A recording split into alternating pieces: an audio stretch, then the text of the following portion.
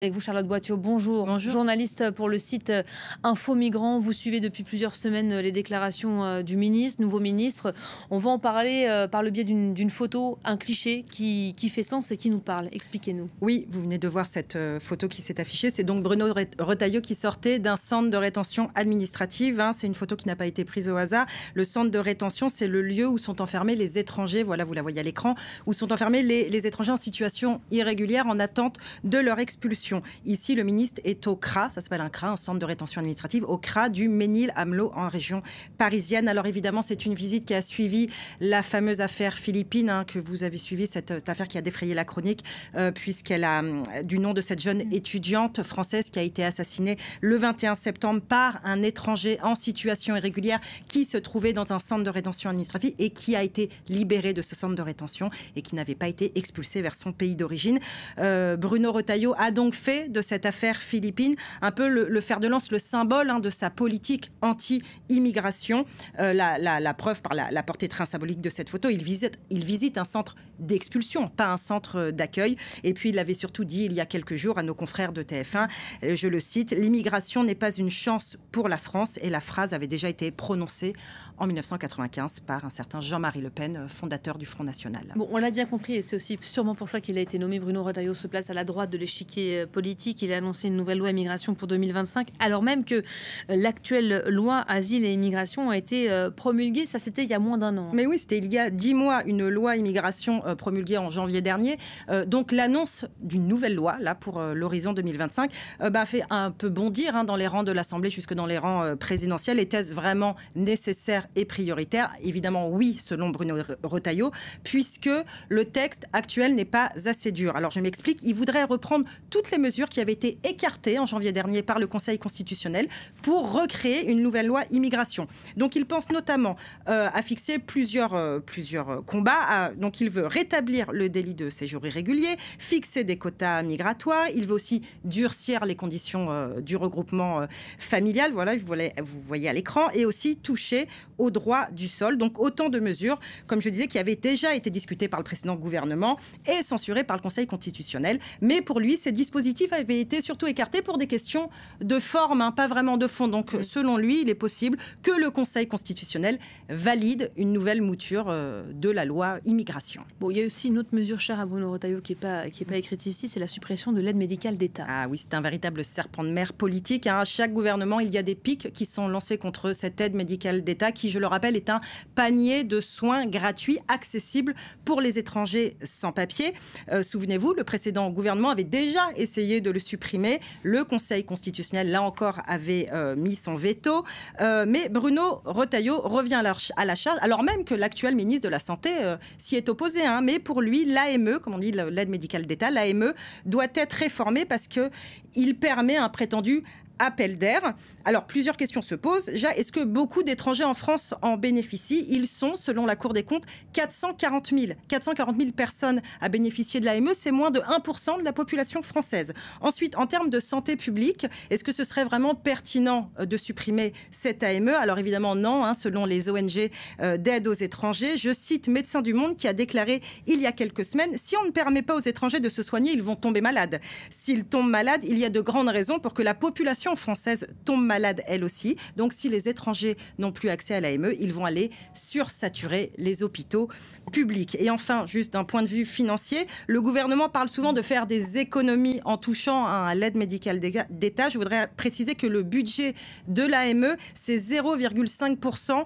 des dépenses de la sécurité sociale. Donc c'est vraiment une goutte d'eau dans le budget de l'État français. C'est infime, effectivement. Vous l'évoquiez en début de chronique, depuis l'affaire Philippine, Bruno Retailleau souhaite aussi expulser plus de délinquants étrangers sous OQTF, ses obligations de quitter le territoire français. Et pour cela, il pense à quoi? Eh bien, allonger la durée d'enfermement dans les centres de rétention administrative. Oui, alors pour bien comprendre, il faut savoir comment fonctionnent ces centres de rétention. En fait, seuls les étrangers sous OQTF, sous obligation de quitter le territoire français, peuvent y rentrer. L'administration dispose actuellement de 90 jours pour renvoyer un étranger vers son pays d'origine. Une durée maximale rarement appliquée dans les faits. Il y a toujours beaucoup de recours. Mais c'est trop peu, estime Bruno Retailleau. Retailleau, qui voudrait allonger donc cette durée à 210 jours pour les personnes qui ont commis des délits. Alors la notion de délit est assez floue juridiquement, et surtout cette durée de 210 jours, elle existe déjà dans la loi française, mais elle ne concerne que les étrangers coupables d'infractions terroristes. Alors il est vrai que très peu d'OQTF sont appliqués en France. Actuellement, seuls 12% sont exécutés. C'est peu, mais est-ce que allonger la durée de rétention va changer quelque chose? Pas vraiment en fait, parce qu'il faut savoir, les expulsions n'ont rien à voir avec la durée d'enfermement dans les centres de rétention ou avec le laxisme supposé de l'État français, comme le sous-entend souvent le ministre. En fait, au contraire, les expulsions se font rares parce qu'elles se heurtent à la complexité du droit. Il y a un vrai arsenal législatif qui encadre les expulsions en France, et donc ce n'est pas si simple d'expulser un étranger. Pourquoi? Parce que, par exemple, pour expulser, il faut qu'un pays d'origine délivre ce qu'on appelle le fameux laissez-passer consulaire. C'est un document qui permet de reconnaître la personne à expulser. On demande en fait au pays de confirmer l'identité de la personne à expulser, de reprendre son ressortissant. Mais si le pays d'origine refuse, et c'est souvent le cas, on ne délivre pas ce laissez-passer consulaire, donc l'expulsion est impossible. Et il y a aussi des personnes qui ne sont tout simplement pas expulsables. Je pense notamment aux Syriens. C'est interdit d'expulser des Syriens parce que leur pays est toujours en guerre, ou par exemple d'expulser des étrangers comme les Afghans, dont le pays est actuellement sous régime taliban. Et enfin, juste avant de passer à la prochaine question, je voudrais rappeler aussi que l'écrasante majorité des étrangers qui se trouvent dans les centres de rétention administrative ne sont pas des délinquants avec un casier. En fait, la grande majorité, ce sont des étrangers qui n'ont pas de papier, et jusqu'à présent en France, ne pas avoir de papier, ce n'est pas un délit, c'est une irrégularité administrative. Alors, il veut aussi, Bruno Retailleau, régulariser moins. Il vise notamment les travailleurs sans papier. Là. Oui, et à travers eux, il vise la fameuse circulaire Valls. Je ne sais pas si vous vous rappelez, cette circulaire qui permet de régulariser à titre exceptionnel des travailleurs par le travail notamment. Donc, là encore, il faut rappeler les chiffres. C'est une régularisation, comme son nom l'indique, exceptionnelle. Il n'y a eu que 11 500 personnes qui ont été régularisées par le travail en 2023. C'est les chiffres de l'intérieur. C'est donc extrêmement peu. Il n'y a pas d'immigration massive à ce sujet. Alors pourquoi si peu de personnes sont régularisées par la circulaire Valls? Parce qu'il y a de nombreux critères à remplir. Encore une fois, l'État est loin d'être laxiste sur le sujet de la régularisation. La régularisation en France, elle est très dure à obtenir parce qu'il faut qu'un employeur, très concrètement, accepte de s'engager pour son salarié sans papier. Il faut qu'il remplisse des papiers, il faut qu'il paye une taxe pour lui.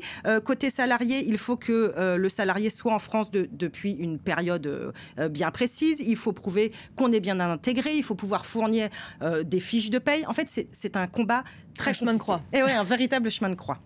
Élargissons peut-être à l'Europe. Maintenant, on a beaucoup parlé en cette journée de sommet européen. Bruno Retailleau envisage de nouer des accords avec des pays tiers pour freiner les flux migratoires. Ça nous fait quand même penser à ce qui se passe entre l'Italie et la Tunisie aujourd'hui. Oui, et encore une fois, c'est une déclaration qui peut sembler un peu en décalage avec la réalité des chiffres. Cette fois, on va citer Frontex, l'agence de surveillance des frontières européennes, puisqu'il n'y a jamais eu aussi peu de passages clandestins détectés aux frontières de l'Europe. Il y a actuellement, en 2024, moins 64% d'arrivées clandestines par la Méditerranée et moins 80% d'arrivées clandestines par les pays des Balkans. Donc, en fait, c'est très peu. Mais malgré ces chiffres, qui sont encore une fois délivrés par une agence européenne, Frontex, Bruno Retailleau veut quand même trouver des solutions pour freiner l'immigration irrégulière. Et donc, il a vanté, vous l'avez dit à ce propos, les résultats qui ont suivi l'accord entre l'Italie et la Tunisie à l'été 2023.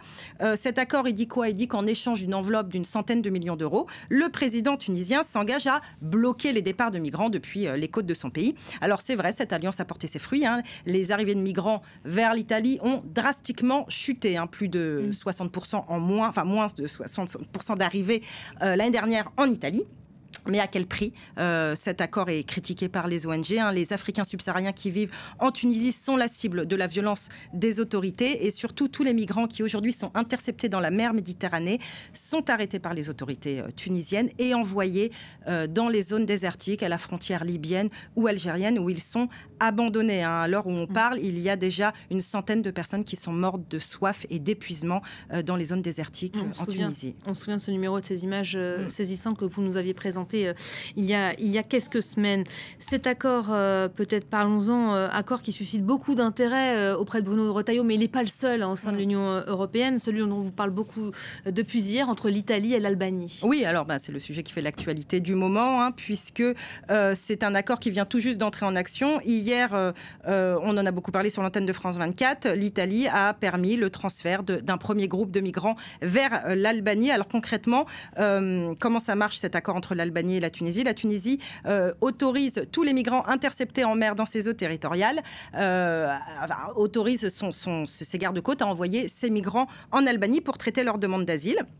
S'ils obtiennent un statut de réfugié, ils peuvent être transférés vers l'Italie, mais s'ils sont déboutés du droit d'asile, ils seront renvoyés directement dans leur pays d'origine sans jamais avoir foulé le sol européen. Alors, est-ce que c'est légal? Selon Bruxelles, oui, puisque c'est la loi italienne qui sera appliquée à l'intérieur de ces centres albanais. Mais évidemment, selon les ONG internationales comme Amnesty International, c'est une grave remise en cause du droit d'asile. Voilà, ils sont en train de discuter de cet accord. Il y a Ursula von der Leyen, la chef de la Commission européenne, qui a même écrit une lettre en début de semaine au 27, demandant aux dirigeants de s'inspirer et de faire le point sur cet accord. Oui, et puis c'est un peu une première en fait dans l'Union européenne. La présidente de la Commission a dit, je la cite, qu'elle souhaitait tirer les leçons de cet accord entre l'Albanie et la Tunisie et qu'elle voulait explorer les possibilités de développer des centres de retour en dehors de l'UE. C'est une déclaration qui a fait bondir certains eurodéputés qui parlent d'une mesure tout simplement inadmissible et choquante. Ce serait la première fois qu'on permettrait l'externalisation